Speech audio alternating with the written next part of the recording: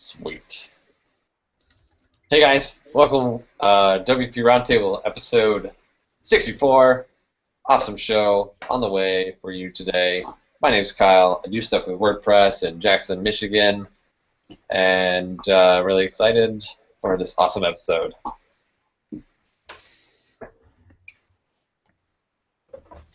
Hey, I'm Mark, and I'm a little delayed here. I apologize for that. I am from ServerPress. We make desktop server, and I'm in Milwaukee, Wisconsin. And now it's Jason's turn. Hello, everybody. I'm Jason Crawford, coming to you from Medellin, Colombia. Looking forward to the great, confusing show, and if you haven't noticed, we've had a couple technical difficulties and a little bit of delay. So, looking forward to getting ready for getting this one started. Awesome. So we've got a really cool guest on our show today, which is like what we're best at, and all the things in the whole world. Getting cool guests is, I think, our true talent, and we proved that again today because we've got Mr. Stephen Cronin, all the way from Australia. Totally crazy. I don't know that we've ever had somebody from Australia on the show yet.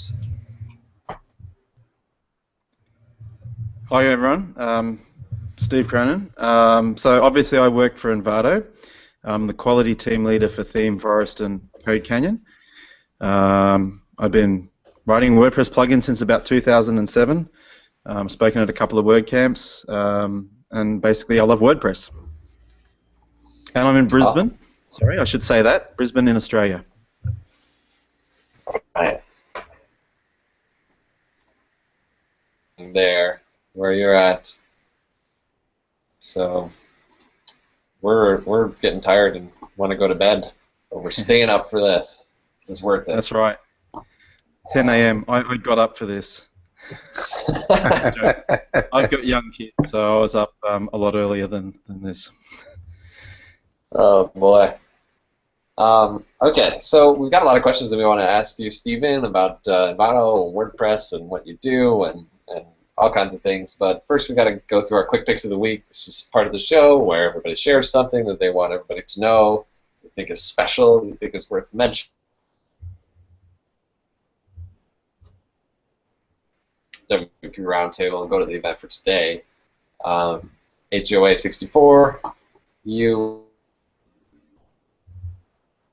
picks of the week, and basically they don't have anything to do with WordPress. One does, actually. WordCamp Columbus, there's only 19 tickets left, and basically the speaker lineup for it is insane. So if you're thinking about what to do this weekend, go to Columbus. It's going to be crazy. And also check out these links that I shared because it's some pretty legit stuff that I dig. All right, that's me. I'll try to jump in here and see if it's working. My pick of the week is Codebabes at codebabes.com. And just because I like pretty women and I'm trying to learn code, even though I don't like code. So one thing I like and one thing I don't like, so I'm trying to put them together. For anybody who's interested, there's a piece of clothing removed, but it never gets to the point where you wouldn't find at a beach or something. So I'll leave it at that. I don't even know how to follow that one up. Except for to say that WordCamp Boston is also going on the 17th and 18th. And while I am not going to be going to WordCamp Boston, I went a couple of years ago, and they have an amazing community. So I kind of suspect that anyone who might not be at Columbus, you know, because WordPress has so many fantastic speakers, a lot of those speakers will probably be at WordCamp Boston. Also, I'm just going to say that the speaker lineup has pretty much been announced and is up online for WordCamp Milwaukee. We have some really awesome speakers, and that is in 2 weekends. So come check that out. I'm pretty excited about it myself. Yeah, Kyle is one of the speakers, so we're excited to have him come out. Sweet. I hear great things about it. Steven, do you have anything to share? Yeah, I'm a big fan of HeroPress and what they're trying to do. And I know at the moment Topher's fundraising on GoFundMe because he's been invited to go out to WordCamp India and to speak there about what they're doing at HeroPress. So if anybody's feeling generous today, go help out Topher and get him over to WordCamp India.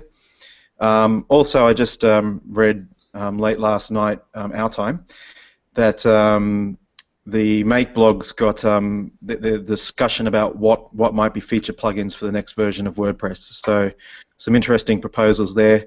Go check out the Make blog if you're interested to see what might be coming as a feature plugin for the next version of WordPress. Sweet. Well, thanks, Stephen. Those are some really great picks. Appreciate that, and obviously so do our listeners. So we want to learn about you, Stephen. I was hoping maybe that you could start by kind of just giving us a little bit of background. We're going to talk a little bit about your job today, the kind of things you guys are doing that's really special. But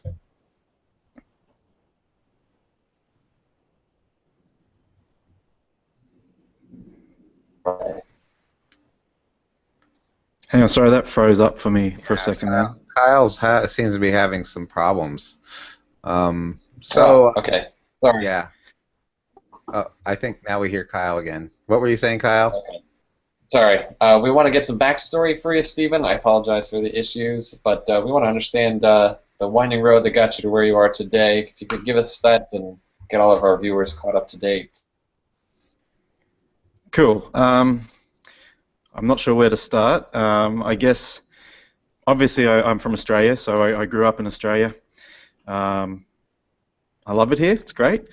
I have travelled a lot around the world. I've lived in the States for a year. I've lived in China. Lived in the UK for a while.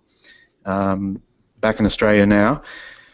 I went to uni and did IT and sort of had a career as an IT professional for 10, 12 years, working for a library software company, mostly.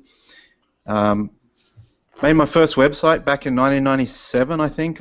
My company sent me on a course, and I've been developing websites on and off ever since, but mostly as a hobby. I've always sort of had a full-time job.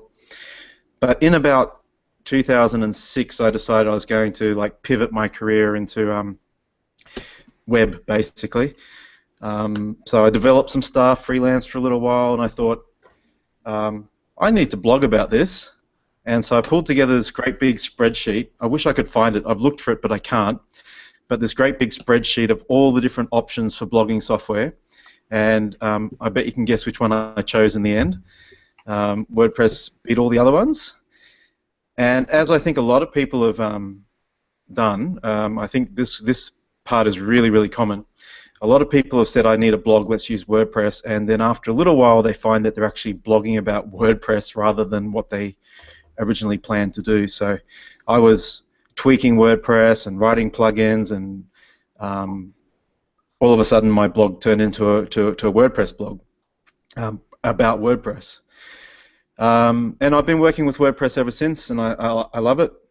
It's mostly been on the side. I've generally had a full-time job all the way through. So I've run government websites for about 6 or 7 years up until last year. And then the role at Envato came up, and it allowed me to combine an element of WordPress with my day job, and I went, yep, it's the right time to jump ship, and here I am. Nice. So, Stephen, you mentioned your time living in China, and I know you talk about your blog from there in some of your WordPress WordCamp presentations and such. Would you be willing to share that blog with us? Well, it's not hard to find, but basically, even my normal blog, I think I've written 2 things this year. The China blog I haven't written for a long time now. It's been at least 3 or 4 years since I actually written anything on there. I sort of use it as a test site. It does get traffic. It sort of ranks for the term jobs in China. It's jobsinchina.com. But really, it's just sort of sitting dead in the water. It needs a lot of love. I've got a long list of side projects, and as probably most people do, and that's one that sort of is overdue for some love.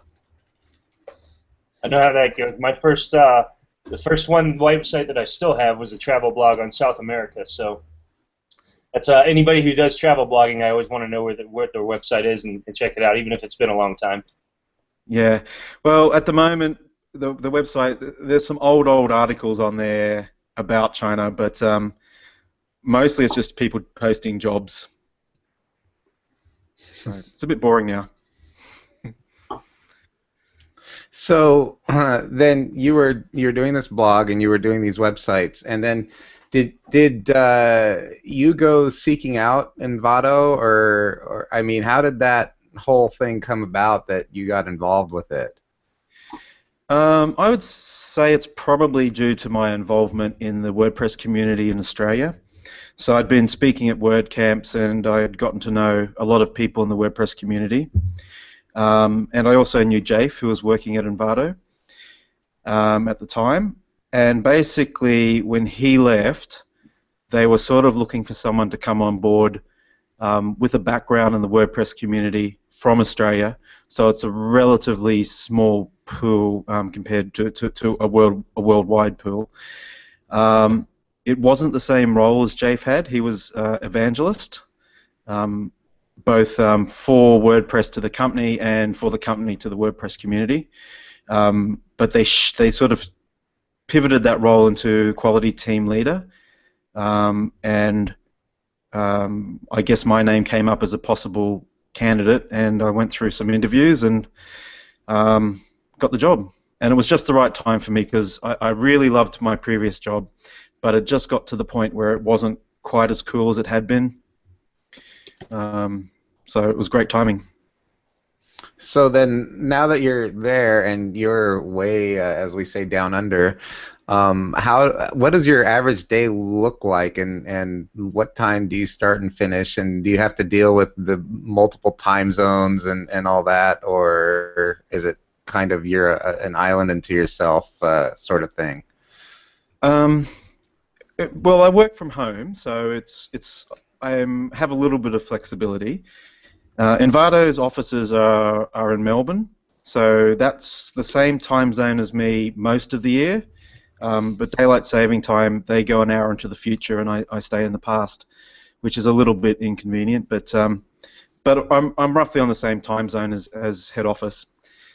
I have a team of reviewers that report to me, and they're all around the world. They're a great bunch of guys. And I say guys, they are actually all guys at the moment, because you can't really say guys anymore, but in this case it's correct. But you know, there's one in Malaysia, one in India, one in Amsterdam, a couple in the States, Colombia, basically, no, not Colombia. I've got that wrong probably. But basically all around the world. And it makes it a little bit difficult to run the team, but it also works well with having a flexible lifestyle. So if I need to do something for the kids during the day, I mean, they're at school, but if I need to go and do something during the day, I can work a few hours at night, and it lines up really well with having some of the other guys on. Well, if you figure out that your guy is actually in Colombia, let me know. I've been looking for anybody else in Colombia who knows what they're doing with WordPress. No, I'm sure it's not. It's because you said you were in Colombia, and then I went with that. But it's not, and I should know where it is. I know where it is 99 times out of 100. But just now that I'm on camera, it's like it's not going to come to me now. I've got that little brain freeze. It'll hit you in like 15 minutes, and in the middle of a sentence, you'll just shout it out, I'm sure. Yeah, that's what'll happen. I hate that. I wanted you to talk a little bit about your role at Envato. Has it always been the same, or did you start with doing anything different, and has your job changed as you've worked there? It's always, well, so I've been there for a little bit over a year, and throughout that time I've been quality team leader. for Theme Forest and Code Canyon. It does look like it's going to change shortly, and rather than being the quality team leader, I'll be called quality media specialist. It's mostly going to be the same thing, but with a little bit of the overhead of running a team taken off me. I think when I came into the role, I think when I'm speculating now, I haven't had anyone confirm this to me, but I believe, in my opinion anyway, that when Jafe left, they sort of thought it was an opportunity to get somebody who was closer to the actual review team, because he was off in a different part of the business around growth and strategy, and I think he was a little bit further away from the team that was reviewing the products that were coming through to sort of help lift quality up. And I think when he left, they thought, right, let's move the role over so it's actually with the review team, where there's actually a little bit more chance to affect change to the quality standards. In practice, though, when I came in, I was basically running a team. So that's great. I love the team. I love the guys. But you end up doing a lot of other stuff that takes you away from actually looking at changing things. So I think this move will probably take a little bit of the overhead off me and let me focus on some of the issues a little bit more. So I'm actually really looking forward to it. So it hasn't actually happened yet, but it looks like it'll happen in the next 3 to 6 months, I'd say. Wow. So I want to learn a little bit more about the specifics. What are your responsibilities, and what are the things that you're trying to accomplish day to day? The things you're trying to improve. Quality team leader, Theme Forest and Code Canyon specifically. I don't believe you have really any participation in the other marketplaces for Envato. No. Just Theme Forest and Code Canyon. So day to day, what are you trying to accomplish? Well, we have a huge backlist of projects that we'd like to do, and on that list of things that we'd like to do is everything from overhauling the WordPress submission requirements for Theme Forest. So in 2013, we came out with what we called Phase 1 submission requirements, and we were supposed to update them to Phase 2, I think, last year. In practice, we haven't got round to it. It's still on our list to do. It's still pretty high priority. So we've got this backlog with everything such as those sort of projects down to smaller issues about what to do in certain situations from a policy point of view.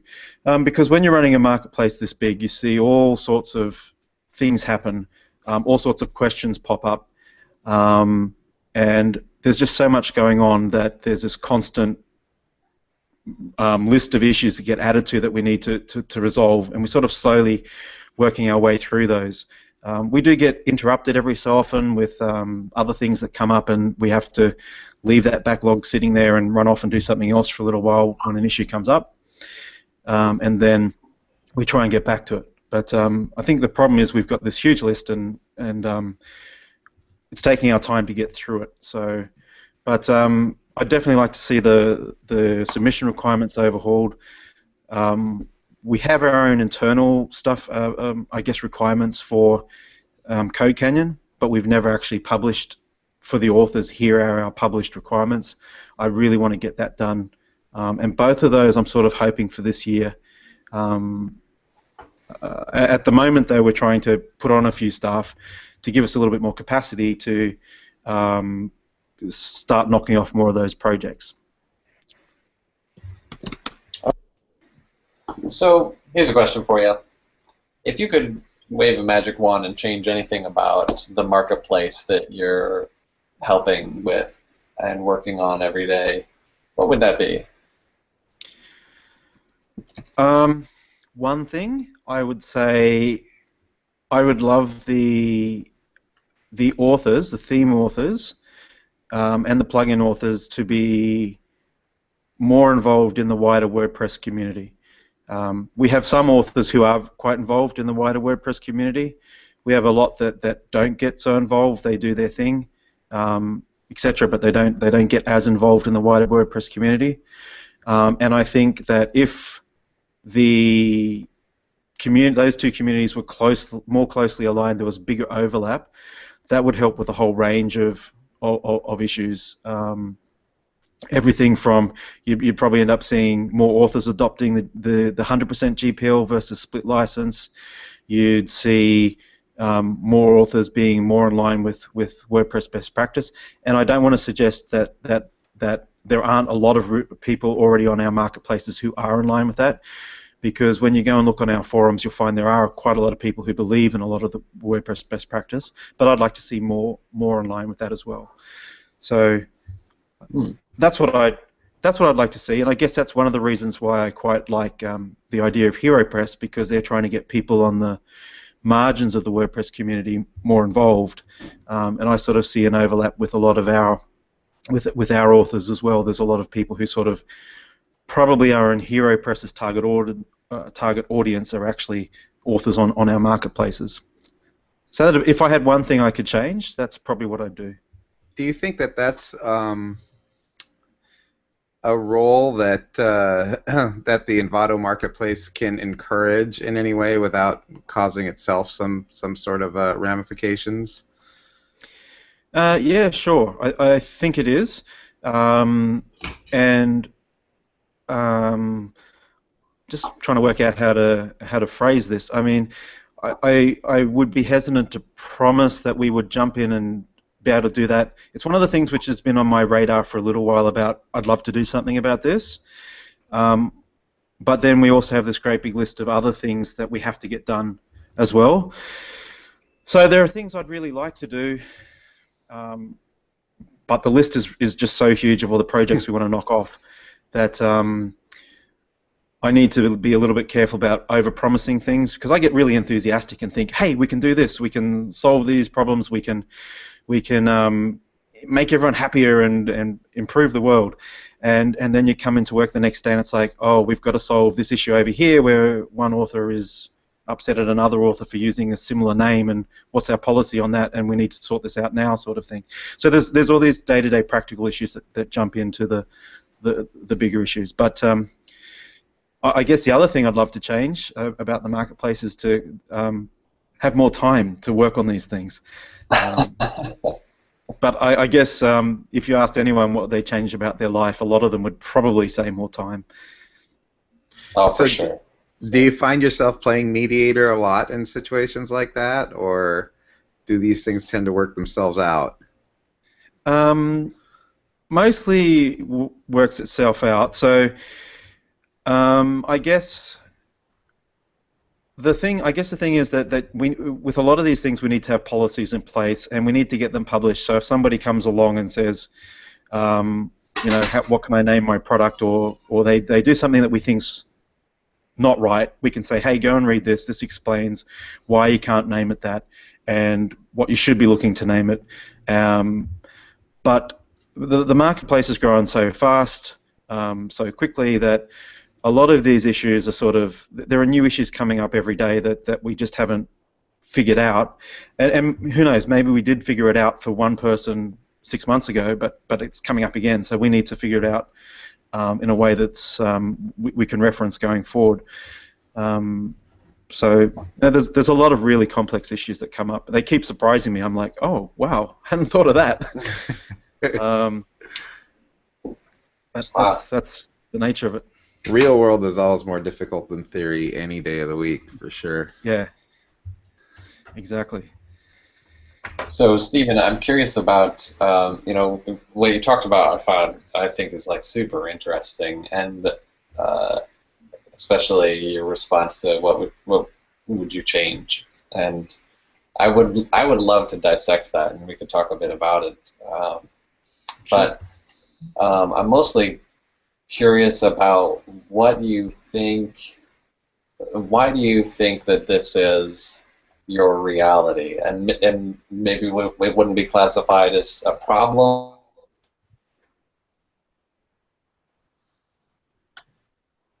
Frozen again. Into the, yeah. You froze up again. Oh, sorry. I need to keep my questions shorter, I guess. It's always a problem. Sorry. No worries. So Stephen, I'm curious about your thoughts on why this is your reality. Why is it that you think you could improve if sellers were more integrated in the community? And is it factors like the community not being very global, or is it the acquisition for sellers on the Envato marketplace not coming from the community, or people in the community choosing not to sell on Envato for any reason? I mean, what do you think are the factors contributing to this? A little bit of all of that, maybe. It's quite a complicated situation, I guess. I guess if you take one of the points you mentioned in there, a lot of our authors are around the world. We have some in the States, but we've got them all over the place. And in some of those countries, the WordPress community is not as strong as perhaps in the States or even in Australia. In some of those countries, it is. So it's not just that, but I think that's part of it. The language barrier might be part of it as well. A lot of the authors, their first language isn't English, so when they want to get involved in the community, some of them find that a little bit more frustrating. Once again, this is why I like HeroPress so much, because they're trying to encourage people to get over all of those sort of issues and find a way into the community anyway. There's probably some people who are just doing it because that's their job. What do? They create products to sell, and it just happens to be WordPress, and they're less interested in joining the wider community. It's probably a little bit of all those things, and I don't think anyone's worked out exactly why. But I think slowly we can get that more closely aligned and get more people involved through things like HeroPress and who knows what else we might be able to do. But I'm excited to see where it goes, but it is a challenge, all of those different things. Great. Awesome answer. I'll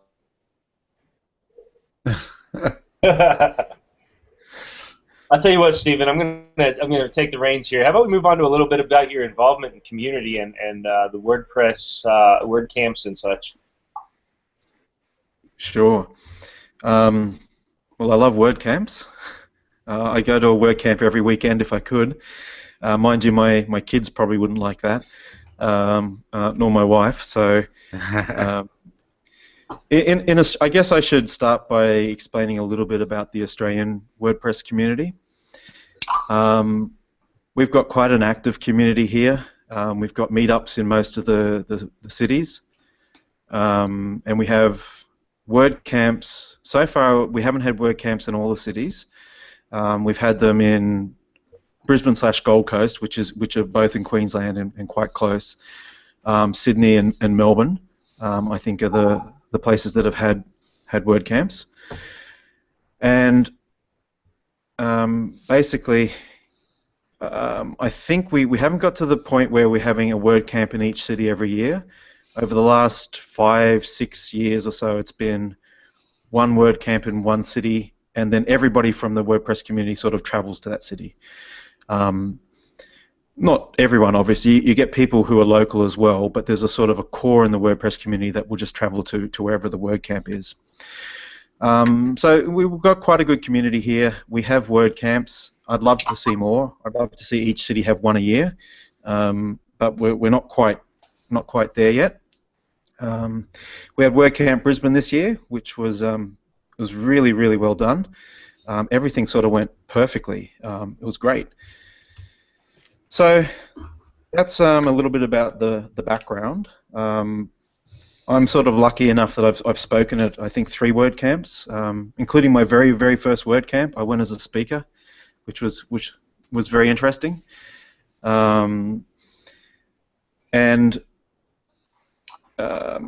I guess I've spoken at 3 WordCamps. So I'm not speaking at them at any longer at the minute for various reasons. And I guess what else can I say? I guess I'd love to travel overseas. I think one of the issues about being in Australia is that we are a long way away. So I think I said before the show, just in the pre-chat, that when I went to WordCamp San Francisco last year, that was the first time that I met a whole heap of people I've known online. So some people I knew online relatively well, some people who I bumped into once or twice online, some people who I knew who they were, they didn't know who I was, but it's like, wow, I get to meet you. So the chance to go to these WordCamps and meet people is just super, super great. I love it so much. I'm probably gushing, but it's just wonderful. I'm not sure if I answered your question, though. Well, I kind of want to rewind just a little bit, if you don't mind, to kind of like the beginning of your community experience with the WordPress community. How did that evolve? How did you get involved with the community? Did you just like show up at a meetup and say, "Here I am," or did you just see that there was a need and start to form one? Or you hear so many different stories from different people. I'm actually. Now I'm really good at going to meetups, but I got off to an extremely slow start with meetups. I was going to WordCamps long before I went to meetups, basically because I had a full-time job that wasn't related to WordPress. It was web, but not WordPress. And then I'd come home, and in the evenings I'd be like, okay, Daddy's going to go sit in the corner and write WordPress plugins, and I just sort of thought to myself, it was just in my own head, I guess, but I basically said to myself, I'm spending a lot of time on this. It's really just a hobby. I'd love to go to the meetups, but the family needs me more than the meetup needs me, or more than I need to go to the meetup. So I didn't really start going to meetups regularly until I started at Envato, because now it's actually much more closely aligned to my job. So it's like, okay, there's a much better reason for me to go, and also because I work from home now, so I don't get out as much, and it's good to get out of the house occasionally. So I'm actually going to meetups a lot more regularly now, pretty much every meetup for the last year. Before that, not so much with the meetups, but I was going to the WordCamps, and I guess the very first WordCamp I went to was in 2011. And I'd heard of WordCamps before. There was even one in, might have been Melbourne just before the previous year. And I almost went, and in the end I thought, for very much the same reasons that I was just talking about, it's not really fair to the family for me to go and spend a bucket load of money to go off and leave the kids and my wife to look after them for what was essentially a hobby. At that point I had free plugins, but I didn't have any premium plugins. I do have one now, so that might have changed a bit, but at the time I just couldn't make the argument. But when it came around to WordCamp Gold Coast, which is only like 45 minutes drive from here, I was, okay, I can't say no to that. And I went along and I was just blown away by the community. I guess it's fair to say before that, I didn't realize how many people were using WordPress around me. I had been working with WordPress for a long time. I was quite active in some of the blogs, and so I knew some people online, and I thought there's no one in Queensland that I've seen online that's using WordPress, and I was actually so wrong. There were so many people that it was just amazing to get out there and meet them. And since then, I just had to go to every WordCamp, no matter where it was in Australia or how much it cost. And sorry, kids, I love you, but Daddy needs to go for the weekend because it's just too important for me to miss. But until I actually started doing it, I didn't realize. I have to ask, just as an aside here, how old are your kids? They're 9, 6, and 4. Okay. I go through exactly the same mental exercise as you, it sounds like, when it comes to WordCamps. Yeah. So you're echoing many of my own thoughts every time I go away to a WordCamp. So yeah. I can totally relate. Yeah, it's a bit of a challenge. If I could get Envato to send me to a WordCamp overseas every quarter, that'd be great. I've been very lucky going to WordCamp San Francisco and to Pressonomics. But really, even if I could talk them into sending me to more overseas, I'm not sure that I really want to be away from the family that much. Right. It's a real catch-22 situation. Well, you do what I do, which is I've been taking some of my kids to word camps lately. Yeah. Was it, Mark, your kids were going to be running the next WordCamp? I believe that Eli is the co-organizer or the lead organizer for WordCamp Milwaukee next year. I believe that is true. Yeah, he's 9, or he just turned 10. Yeah. Yeah. I'm just starting to try and get my daughter into teaching her a little bit of HTML, and then the next step is WordPress, and then I'm interested to see where it goes because she's at that age they're pretty clever. Mm-hmm. They can start doing all this stuff, and I got into it late, but they've got an opportunity to get into this at a really young age, so it's great. Well, and for me, this show is really about you, but just to throw this out there, for me, it really is about showing my kids what a real community environment looks like, so that when they get older, no matter what profession they go into, whether it's involved in tech or not, they can see that it's possible to succeed and build each other up at the same time, rather than being ultra competitive and trying to succeed. And those are really the lessons I try to teach my kids when I take them to the word camps, and show them that. And it's a huge thing. It really is. Yeah.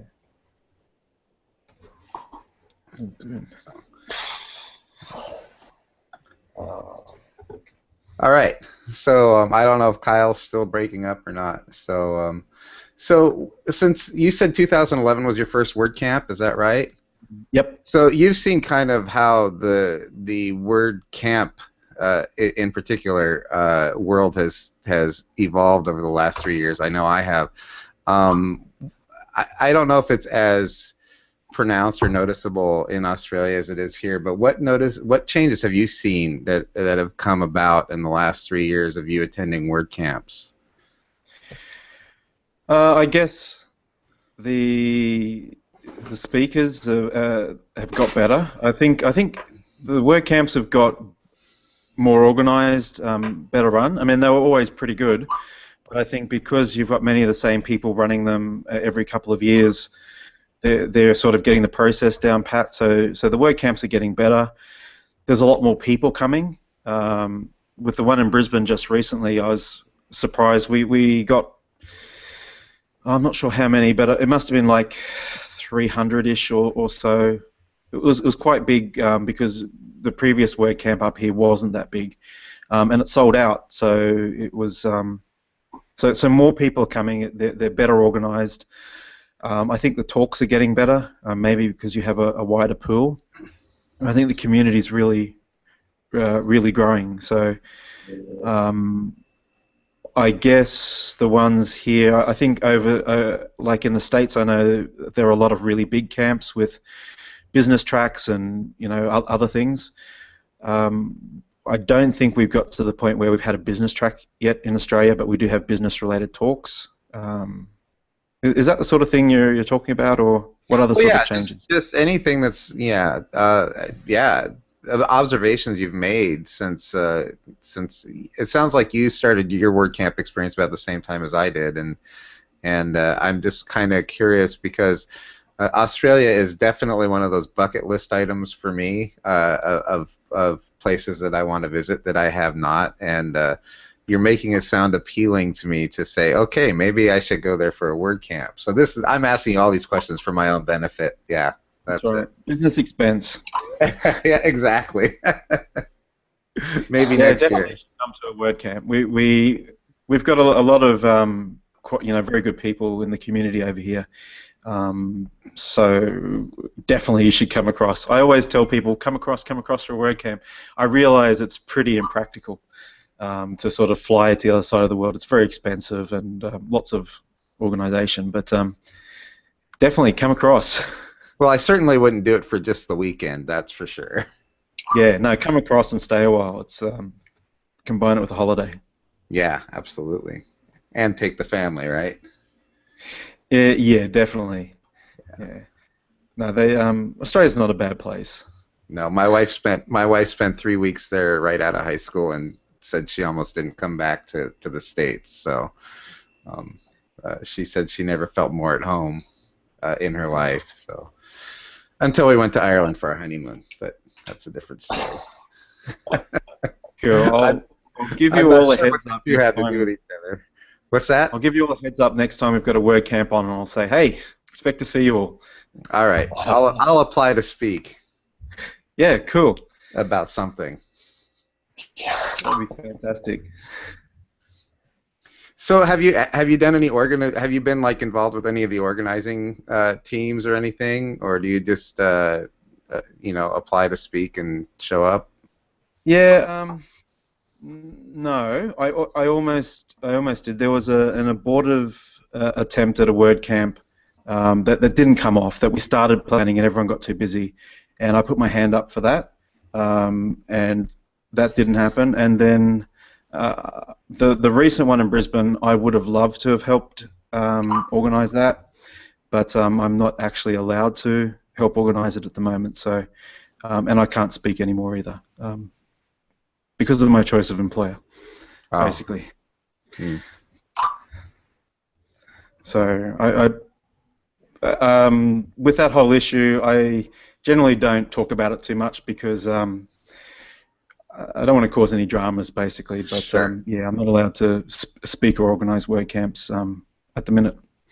Oh, sure. Okay. But I can still go. And I All love right. it, so. At least they haven't cut you off from that, huh? Yeah, that's right. Yeah. No, I'm kidding. It's a weird situation. No one's got a problem with me personally, I don't think, but it's just a weird situation that we're in, and there's some guidelines somewhere which say I can't do it, and I'm not going to cause a big fuss about it. Sure. Yeah, no, that makes sense. So with that said, well, I won't ask my next question then. You can. I mean, I'll bat it away Well, if it just brings up. I'm always interested. I have to say, I'm always interested, and I don't want to dwell too long on this, but I'm always interested in whenever you get involved in like these, these organizations and things that it doesn't matter what you're involved in. There's always guidelines and rules and policies and things like that, and waters that you have to navigate, and in order to accomplish what you want to accomplish, and so I'm kind of curious, how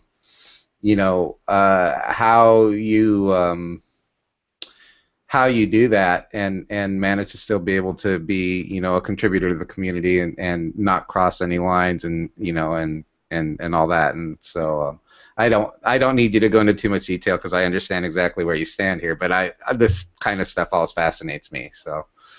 Yeah, and it's a tricky thing because the WordPress Foundation's done a tremendous amount of good by providing a lot of support there for WordCamps and providing backup things like the structure and the legal, putting all the stuff in place in case so you don't get sued and all that sort of stuff. So they provide a tremendous amount of value there.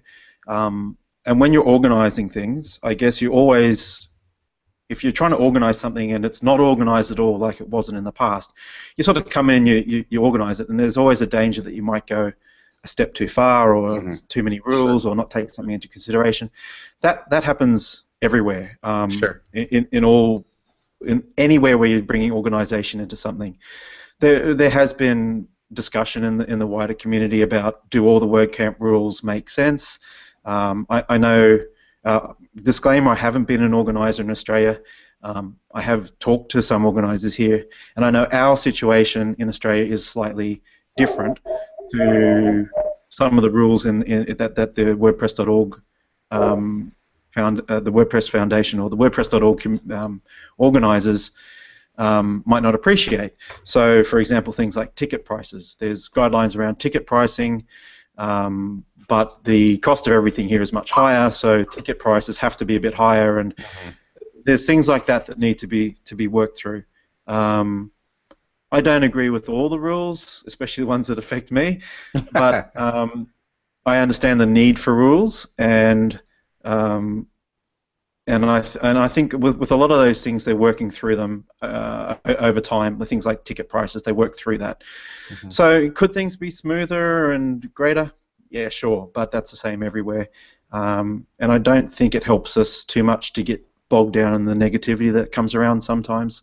Right. So, I always try and keep positive about it all, because there's so many good things in the WordPress community that when you get tied up in all this WordPress drama that goes on, it's sort of like counterproductive. Yeah, it boils down to you can get all tied up in that, like you said, and it may not be perfect, but it really is among the best things out there, you know. Exactly.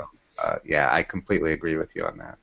Every so often I'll get angry or upset about something and start writing comments on WP Tavern, and then I'll go, no, it's not worth getting involved. Right. Backspace. Right. But it felt good to write it, didn't it? It did. But, you know, at the end of the day, you've got to think, well, what's going to happen if I post this? It'll just leads to more drama, and you go around in circles, and you don't get any work done. Exactly. So, yeah. Well said, Stephen. Thanks. So a couple more things that I'm kind of curious about.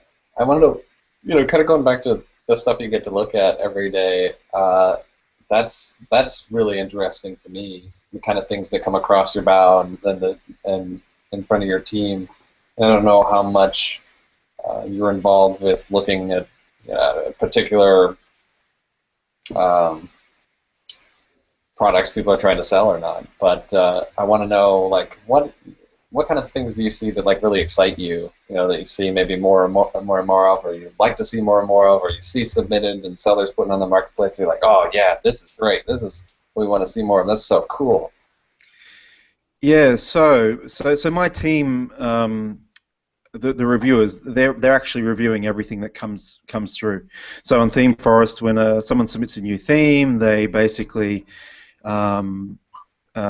check is the design up to scratch, because we've got a very high bar for the visual design. If it is, then we sort of download the theme, we run it through theme check, we do a manual code inspection. So we're actually the reviewers are getting up close with all the themes that are coming through, and the plugins as well. So they're seeing all the stuff that comes through, the good stuff, the bad stuff. They see it all. So they actually regularly see a lot of really great, amazing stuff. For me, I tend to see the stuff that causes problems. So I don't see the ones that are so much like, wow, this is really good, because that'll come through, it'll get approved, it'll be on the marketplace, and there's no issue that's raised it for me. Now, if I had more time, maybe I'd be more proactive in seeing what's coming across. But at the moment, the stuff that comes to me are the ones that are like, well, hey, this is doing something a bit weird. Do we allow this or don't we allow it? You know, this is built on top of another theme. How much percent is okay? Do we want to accept it, or is it too close to the original theme? And all those sorts of issues. So I don't see the amazing stuff as regularly as the other guys do, which is a bit of a shame. But anyway. I can imagine. But I mean, I'm sure that you're probably, you know, at the marketplace is getting all kinds of different things, and I'm sure there's trends with every year of the different types of products being submitted, the different types of themes being submitted, you know, the features that are being included, and all. Okay, you're frozen, but I think I can go with that. Yeah, there's definitely some things which come through that I would love to see more of. So I would love to see more of the sort of niche themes, which are a little bit more targeted at a certain audience and developed for that audience.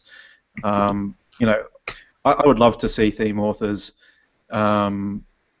basically pick a niche, do some research about what users in that niche actually need, and then tailor a product towards that. I think that would be great. I'd love to see more of that. I mean, it does happen, but I'd love to see more. So there are some really good, well made themes. I'd love to see more of them. And I guess you got any other questions? Yeah, okay. It sounds like we're going to run into our wrap-up time here because we've got a few minutes left. And, yeah, I don't know if you saw us chatting about it. Got to be almost time to wrap up here. But, yeah, we got a few more questions, kind of our speed round. What are some of your hobbies outside of WordPress? WordPress? I pretty much agree that. I'm not too exciting. All right. Where can people run into you? You said you might be going to WordCamp. You won't be speaking at them. Where might they be able to run into you? What exactly meetups do you participate in, or anything like that? The Brisbane WordPress meetup I'm at. So if you're in Australia and Brisbane, I'm there pretty much every time.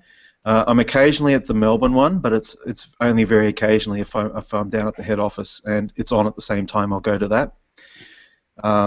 I'm not sure about the next year. We haven't decided who will be going, but maybe there's a chance I'll be at WordCamp US or Pressonomics next year.